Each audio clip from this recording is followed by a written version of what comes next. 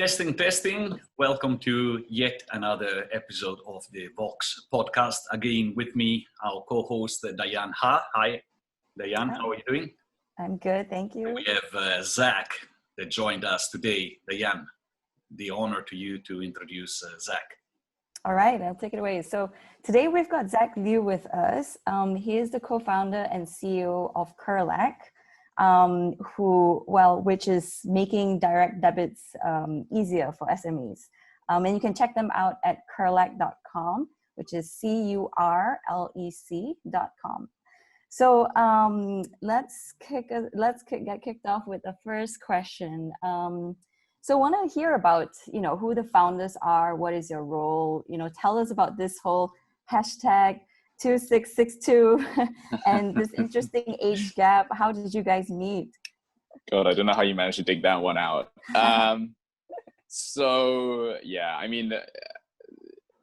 one of the co-founders of Curlec, and I have just one other co-founder. His name is Steve. As you rightly said, that hashtag comes from the fact that we are very different in age. When we started off the company, the funny thing we always joke, I was 26, he was 62 at the time. So the complete inverse. Don't worry, we get asked loads of questions and funny looks about all of this. In terms of sort of our sort of history, actually he's a family friend. He's a family friend. I've known him for years. And in fact, going to be perfectly honest, he was also sort of Curlec, and sort of in his early form was his brainchild. Steve has been involved in sort of banking technology for many, many years. Sort of got 40 plus years experience in technology and banking. It really was his, and sort of you ask him sort of how long this was in the making, he would tell you, oh, it's 30 years in the making since, my Unisys days in Hong Kong, where he was previously the MD. I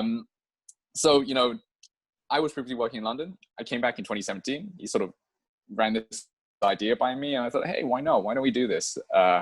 There's a company, or there are companies in sort of Europe who are doing what we are doing with a lot of success, and sort of came back 2017, helped set up Curlec. In terms of my role, sort of I'm co-founder and CEO.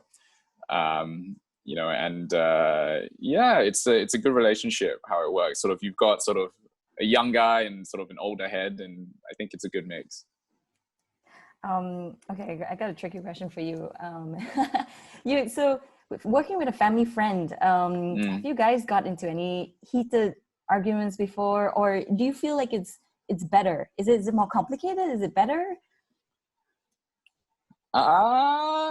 I think to answer the first part of that question, have we gotten to any super heated debates? I think there are disagreements. I think we spend so much time with each other and work so closely that there are obviously disagreements. But generally speaking, we've settled things pretty quick. Just move on. Everything is for the good of the business. From that perspective, I think it's healthy to have disagreements as well, right? So. On that front, has it been a bad thing or good thing? I think, the fact that we do have a history makes things easier. We understand a lot of backgrounds, context, everything, which certainly does help. Our families are close, so it makes things easier. That's great. Now, tell us the story behind the name Curlec. Yeah. Good question. Initially, we were called My Direct Debit, which is certainly not as sexy. Yeah. Straightforward, certainly not as sexy, and very, very Malaysian. My insert name next to it. In terms of Curlec, our thought process when going through this was, hey, we need something a little bit shorter, obviously, maybe a little bit more obscure, and something that is transportable to other business or products or whatever you want to call it, right? My direct debit is sort of your singular. God, I remember this process. It was sort of sitting in my room, just looking up Latin words, looking up combinations of words. Took ages. Eventually we settled at Curlec. And what Curlec stands for is, we're all about recurring payment collections. And the cur is from recurring. The lec is from collections. So it's recurring collections. Oh, interesting. I would have not guessed that. Wow. You are not the first person to say that. You know, it's also a bit of a play on words of collect. What a lot of people say, it's often how a Malaysian would say collect. And I think probably the most important point was that we managed to get a .com for it. So that's the story behind Curlec. Brilliant. Okay.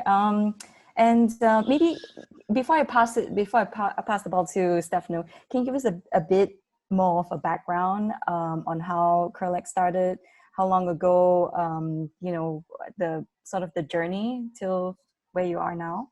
Yeah, sure. So, you know, our whole value proposition is that we make it easy for businesses of all sizes to collect recurring payments and ultimately to take control of their cash flow. How we have done this, sort of actually to go through the story, is initially by building technology on top of bank-to-bank payment infrastructure, particularly direct debit. And sort of, you know, now we're adding more and more payment types, and we're really sort of building out the product to serve businesses who want to enter the subscription economy, who want to move to recurring revenue models, and really building tools to facilitate that whole entire process. In terms of how we started out, actually there is a little bit of history to the company, which is sort of to my earlier point why it is sort of Steve was the sort of his brainchild. He actually has a separate company. And in terms of his separate company, you know, they do software, you know, cloud-based electronic document record management systems, and has a contract here with PayNet. PayNet being the clearinghouse. We've been doing the processing of paper direct debit mandates since about 2010. However, Stefano, I know you don't live in Malaysia, but Diane, you've only been in Malaysia for very, very short. This process has never really taken off. It's very, very clunky. Software is great, but the processes around it are just terrible. You know, I'm filling in paper forms. You know, it's very similar to the gyro process in Singapore. It takes 2 to 3 months to get this authenticated, and really, really high failure rates. And also to this is that majority of businesses don't have access to it. You know, a bank will serve a large corporate, an insurance company, you know, and they will provide this service to them. They'll roll out the red carpet for them, you know, assign relationship managers, et cetera, and those guys also have technology teams, finance teams, ops teams to manage these entire processes, right? You take an SME and none of this is applicable, and they just simply don't have access to this. So really for us, we saw a gap in the market to go approach this. Admittedly, regulations changed, and, you know, sort of us being sort of having this prior relationship meant that we were in a good position from the get-go to get this going, because we actually built sort of in the back end the e-mandate software in Malaysia. And anyway, sort of when we started off, really, you know, this to serve the underserved SME, you know, people who had not been served by banks before, who have this problem of collecting payments, who have this problem of cash flow, you know, whether you're a small gym, tuition center, et cetera, and now provide the tools, the connectivity to make sure you can access this like an insurance company can, et cetera. So that's really where we came in 2017, 2018 time to solve that problem. And it's been going okay. It's been going well. And like I said, you know, whilst that was our entry point, you know, bank-to-bank recurring payments, and we are still sort of big advocates for sort of the benefits that bring versus card processing, et cetera. We've added card processing already, so, you know, we're bulking out recurring payments, and I think, you know, I can safely say we're the only company in Malaysia to provide automated recurring online banking transaction, automated sort of card processing at the same time. The only company here, so which is pretty cool. So you know, like I said, building that out, and more to come. Wonderful.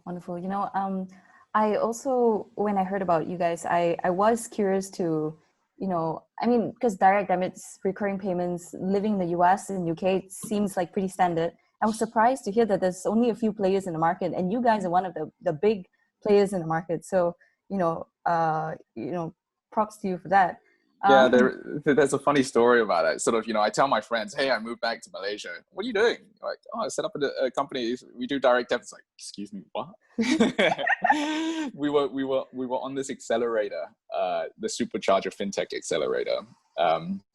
And there was a UK company on there, and they were doing, you know, a bunch of cool stuff, machine learning, AI type stuff. We told them what they were doing, like, bloody hell, really? You know, if I'd known that, I would just come here a few years ago. Yeah. Yeah, but yeah, there's a need. You're feeling it. That's great. Definitely, you have questions for Zac.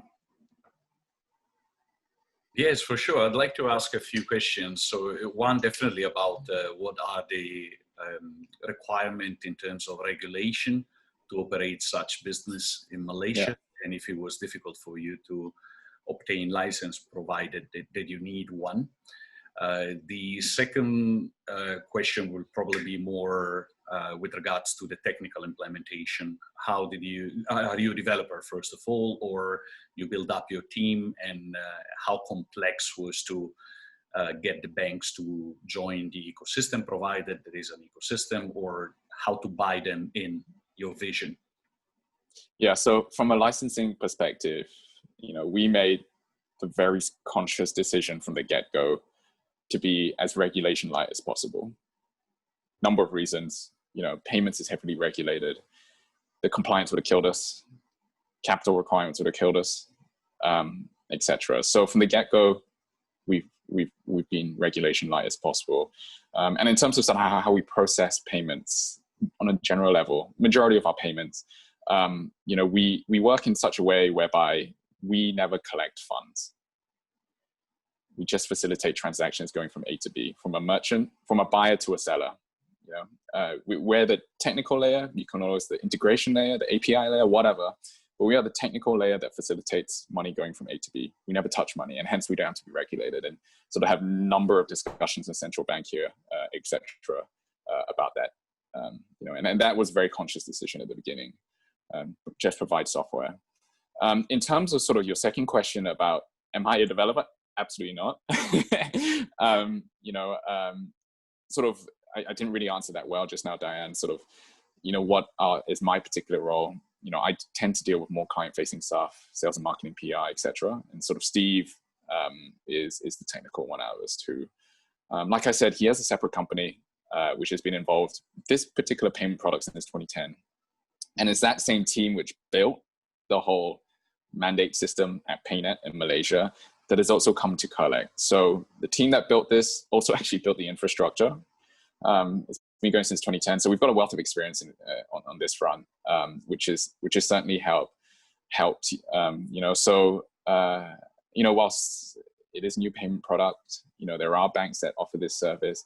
I think it's safe to say from a technical point of view, when we look at Malaysia, maybe even Southeast Asia, with this particular payment product, I don't really think from a technical perspective there is a team with a larger share of knowledge than we do about it.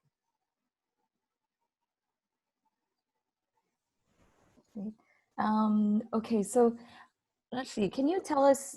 So you have several products around the you know, recurring payment space. Can you reiterate what you have now and what you're looking to, what Curlec is looking to offer the market in the near future? Yeah, sure. So like I said, you know, direct debit, and we do FPX, which sort of for non-Malaysian viewers here is a one-off online banking type transaction. We've done that since 2018. And really that's been our focus, going down the direct debit path, bunch of benefits, it's lower cost, you know, the failure rates are less, so success rates are higher.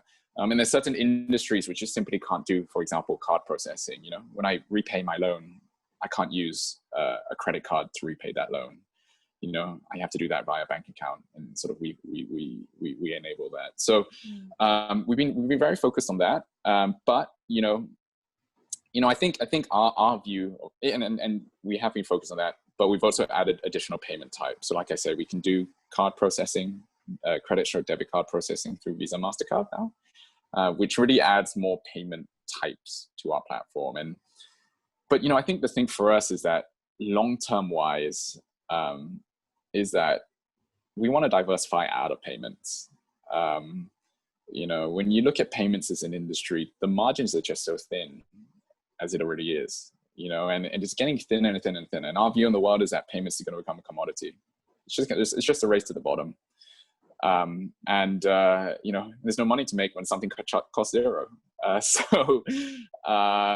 You know, for us, it's always building software around the payments. And for us, we deal with a lot of recurring revenue businesses, a lot of subscription businesses. So it's building out software to facilitate that whole process, you know, because our view on the world is that more and more businesses are moving to what's being coined the subscription economy, recurring revenue models, whether you're a B2B or B2C type business. And yeah, like I said, building out everything, that means we have a stickier relationship with a merchant. You know, we're defensible.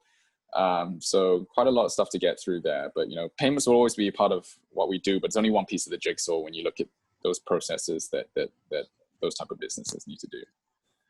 Okay, so Zac, what do you mean? So like if I have a business that's a subscription sort of model, what, I guess, you know, besides the payments bit, how much further are you looking to get involved, or how can you get involved? I'm just trying to visualize what you're saying.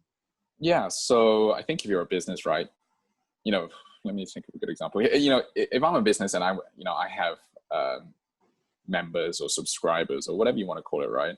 Yeah. I can set up payments for them. That's not an issue. You can set up payments through Curlec. But then you've got a whole bunch of other manual admin type stuff that, how do I actually manage all of this? Oh, so interesting. Okay. How do I onboard that particular customer? My order process, right? These subscription pricing is so different to sort of traditional type pricing, which is sort of, well, I can't really, having brain dead right now, but you know, like if you buy one thing, it costs this much. If you buy two, it's double of it. But subscription, I guess. That's right. You've got pricing tiering. Yeah. You know, whatever, I have promo codes, et cetera. Where do I store all this logic? And what are all the sort of different variations of subscription pricing that you have? You know, think about you paying for subscriptions right now. Yeah. There's so many different types of pricing available. So how do I store all of this? How do I then bill my customers? I need to invoice them. I need to bill them. You know, I can do this manually. That's not an issue. But do I really want to be doing this when I'm billing 10,000 users and I have to bill each customer every single day? No, I have to bill, you know, on a daily basis. Yeah. Yeah. So the whole billing process, payments, which is what we do. Yeah. You know, but then you have reconciliation of all of that, all the analytics, customer analytics, data analytics, reporting that goes along with it. So it's really quite a big piece of software. You know, really quite big processes that only very few companies in the world are addressing right now. No one really in this part of the world. And we just feel there's, you know, the pie is only getting bigger for this. And if we can go out, serve it, and do so, you know, making it accessible to all businesses, then there's something there for us. Wow, this is exciting. When is this coming, by the way? When can we start speaking to Curlec for businesses like this to, you know, manage the onboarding up till like the data, the recon and all that? Oh, it's already started. Oh, wow. Yeah. Okay, great. Yeah. I mean, I think, you know, the honest truth is that when we built, when you sort of use the Curlec system at the moment, it goes much further than payments as it already is, right? We're optimizing recurring payment flows, if you want to call it that, right? We have automatic retries. We have credit control processes built into the system. You can even set it at a basic level subscription plans at the moment. So all the little things are there. Internally, we also have the capability. We bill out all our customers on an automated basis. You know, every month, everything is automated. So everything is there. It's just piecing it all together at the moment, bit by bit. And that's really sort of where we're heading to at the moment. Okay. In a larger scheme of thought, I think that you're touching something very interesting, the commoditization of a service, which if you were to attend any conference, like I attended even in Malaysia 3 years ago, they would have emphasized how important it was to move towards this direction. And if I recall correctly, Malaysia was actually quite pioneering in implementing a sort of a bank type of structure where banks can work together. In Singapore, doesn't work that way. For instance, like simple things, you can't use your DBS ATM into another bank ATM with some very, very limited options that two banks can work together, but other than that they can't. which is quite strange because we think we are in the crib of technology where everyone talks about fintech and innovation and digitization, and then you find these incredible gaps in technology. I recall when I moved to the Middle East, it was around 2012. You go into a car park with digital payment, and then in Singapore you still had to tear the little coupon that you have to buy at 7-Eleven, and it's still paper based, which was incredible. Then they quantum leap and they get into something that is very innovative. But when they do so, at the beginning is good money for those who are providing that solution first. But then the same thing that I was mentioning at every conference where I was invited to speak, the more you talk about disintermediating an industry or kicking out Visa and MasterCard because they are expensive, well, you're just planning to be another middle person at a cheaper fee. And so sooner or later, you're just lowering the bar, and whoever comes into an industry that have very little juice to be squeezed out. And it doesn't probably make much sense to only work in that industry. These I've seen it in cycles coming in. Everyone gets excited. We are just getting rid of the intermediary, and then all of a sudden there is no more money, which is also, if you allow me to stretch on what's happening now with Grab, for instance, where the pandemic is showing that the pitfall of this business model of Uber and Grab, with as long as you have money from the investor to throw at the driver to incentivize them to drive, then it works. When you don't have this money anymore, where the flow slows down, then you highlight the fact that this intermediation business model, it's probably faulted at its core. The less money you have, the less juicy is that pie in between. So I really salute your vision of getting out of the payment only, but then adding value for the SMEs, which is probably also the solution for any marketplace. You can just overnight create a marketplace with demand and supply,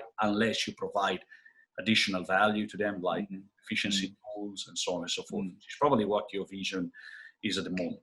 The question is how far you can stretch your borders, and probably the fact that you have come up with this hybrid or cryptic name doesn't holds you down specifically on the payments. And where is the limit then? You can do pretty much anything you want. You can even do the onboarding, whether you need KYC or not. You can do plenty of other things, and I'm very interested in seeing where is the limit. What else? It's a long-term strategy. Yeah, thanks for that, Stefano. I mean, completely agree with you around the commoditization stuff. You know, we already see it here, right? On the PayNet front, you know, the bank intermediaries, the network, the local banking network, Bank Negara controls the price, you know, and it's just low. And if you just take the e-wallet front, actually the price is already bottomed out. They charge nothing. They charge nothing and give a bunch of cash back. So and sort of let the viewers decide sort of how you make money, because I certainly don't know. To your question, what is the limit? It's a good question, right? Because on the payments front, you know, you've got to build locally. That's the reality of a payments type business. You know, you've got to build locally, and generally speaking, you know, the entire market is your market. I think for us, we really see two real sort of areas or channels for growth. One is payments still, and scaling that regionally. Bank to bank is our focus. You know, we do add card processing at the moment, but bank to bank is our bread and butter. No one's really addressing that. And, you know, there are other companies in the world, and we've sort of seen the success those guys are having. And then we still see a lot of interesting developments in this part of the world. One of which is real-time payments that's coming through the local banking network. And I think conceptually, you know, you think about all the different use cases that this opens up. And really, it's a big, big challenge to the Visa and MasterCard. I can do things real time through my bank account for a fraction of the cost, you know?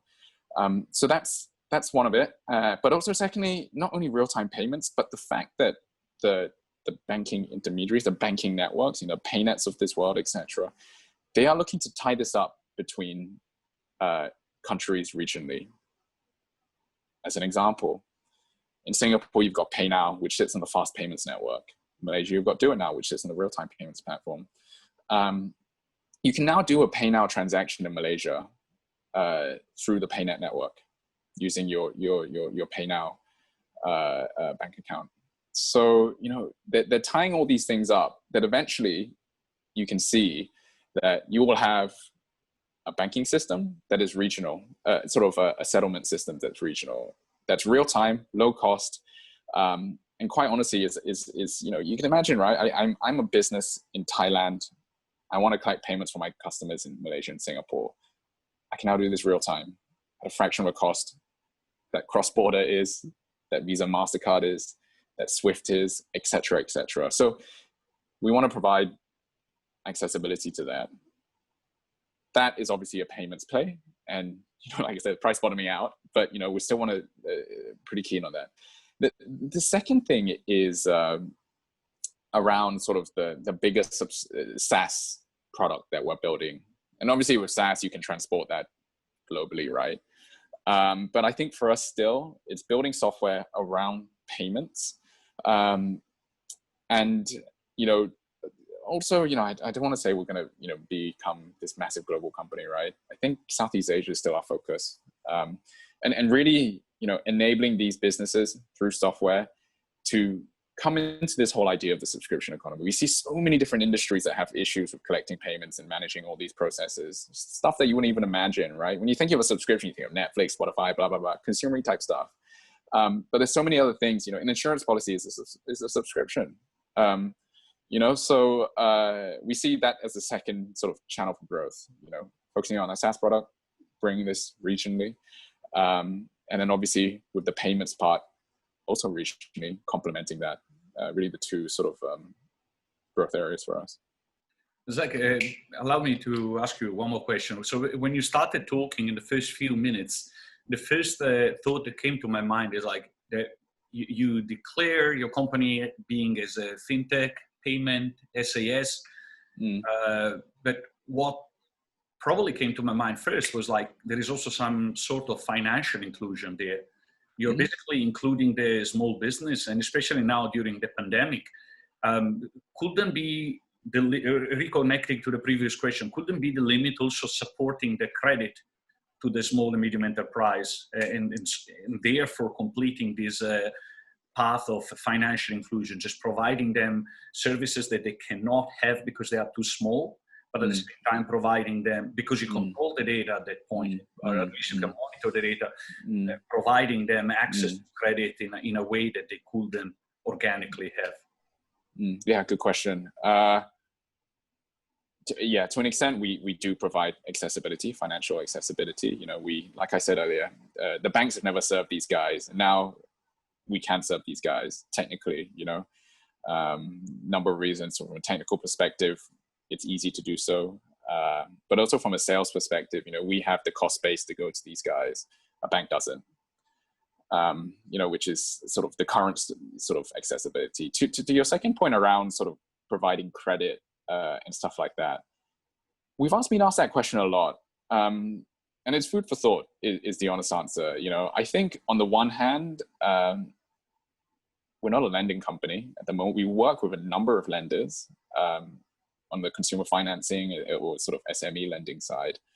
And so, you know, I don't know whether we're any good at providing credit, but what we can do, you know, to your other point about the data, is that these SMEs now are getting a lot more, you know, now that they can provide these transactions, we're getting a lot of transactional data.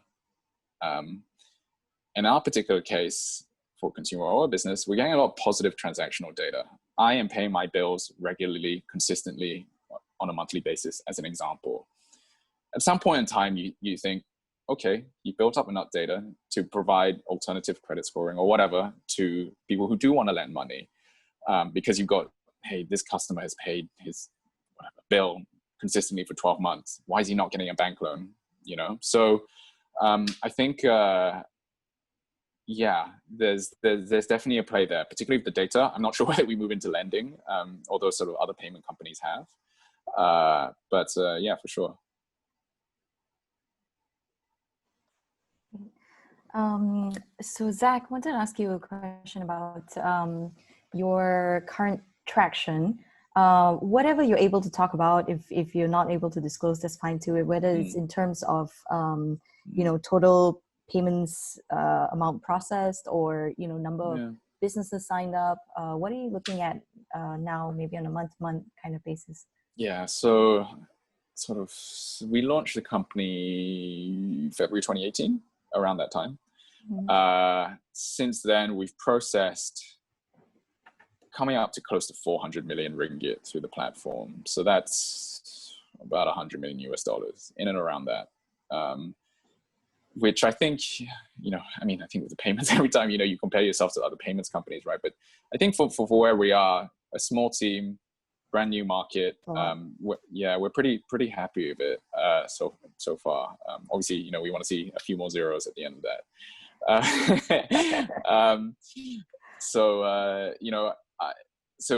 We've coming up to 400 million ringgit, 300 to 400 businesses using the platform now, ranging from small SME and now actually to corporates. We work with insurance companies, a bunch of fintechs as well, from sort of savings to lending, insurance, etc.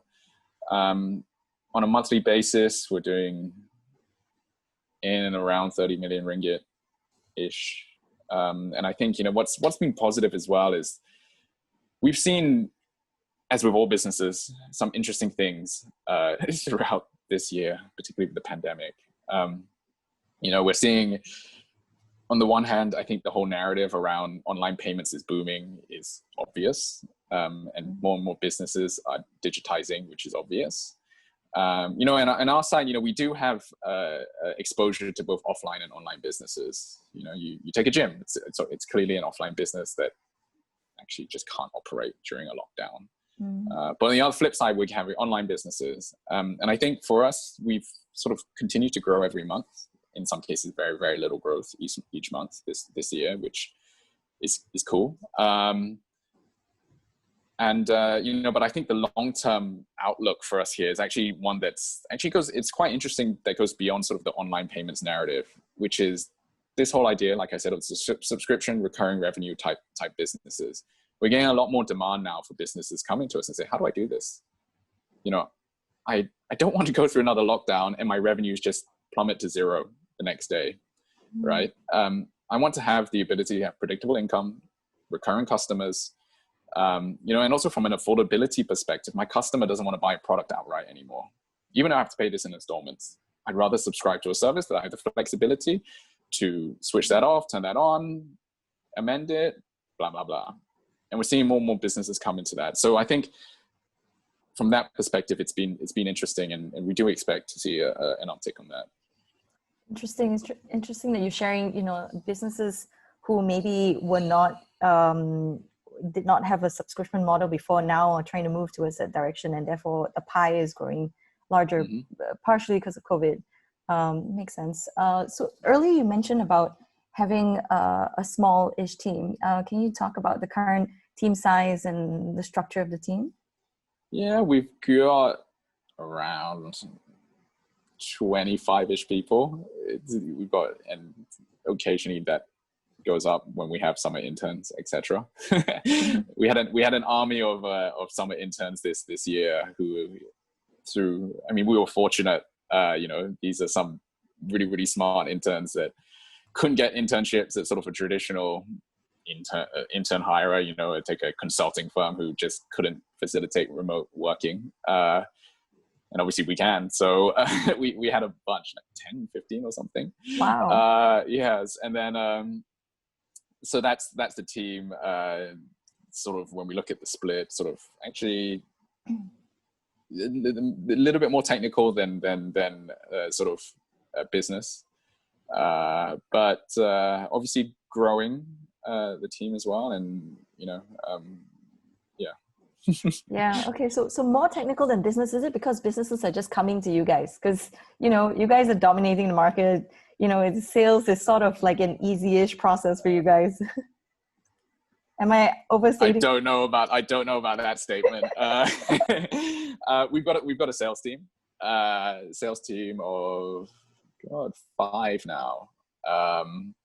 You know, in terms of acquisition, use different acquisition tools. Obviously, more traditional sales and marketing, which I think, you know, in Malaysia is the preference.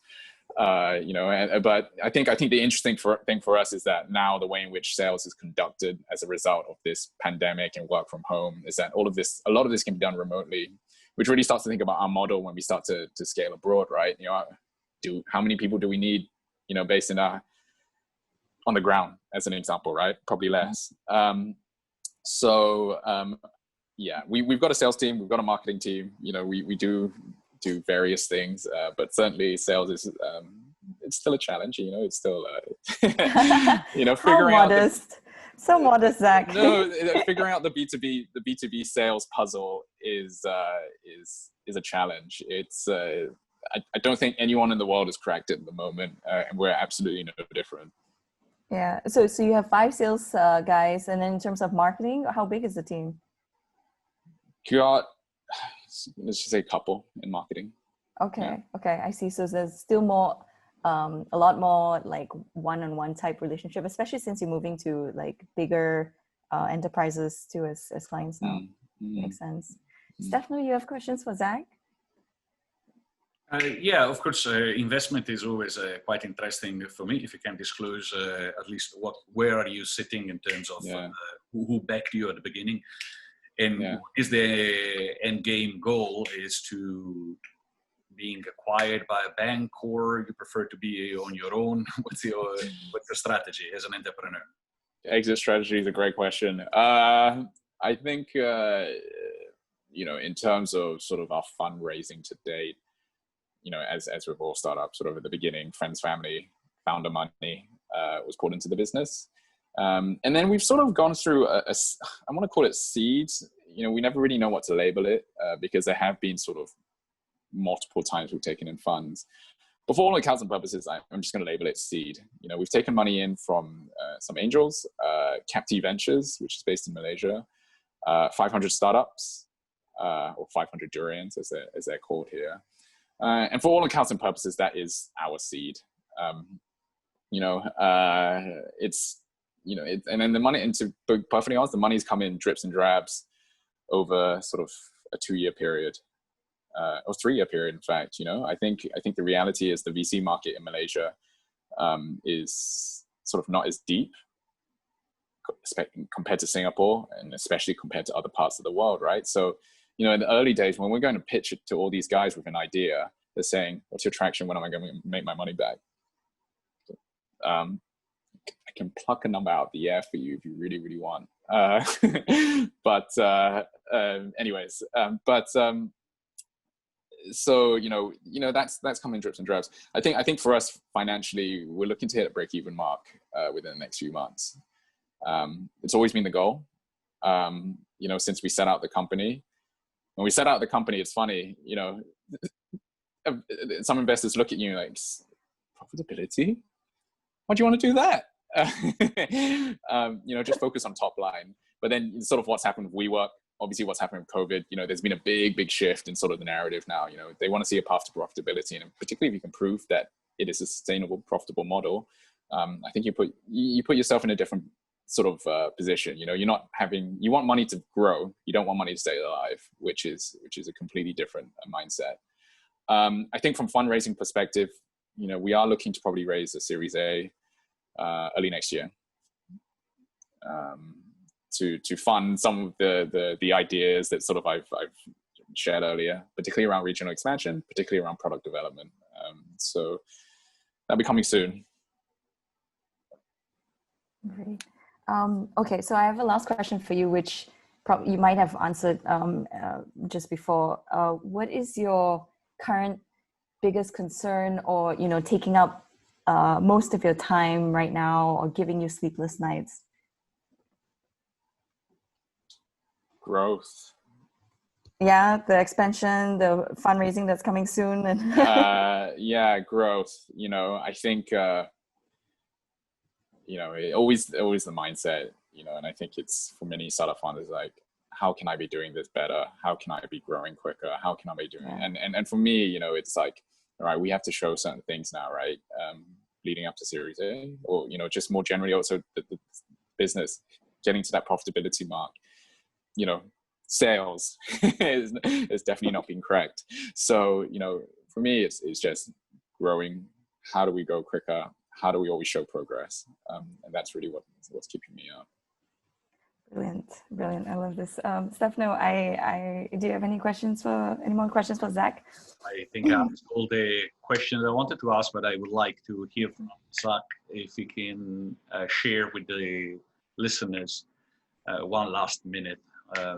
Imagine in front of you whoever you wish to have in the audience. Might it be investors, clients, banking partners? What do you want to tell them? I think what I would like to tell everyone is obviously to keep an eye out for us. You know, we are a small company at the moment, but we're very big ambitions.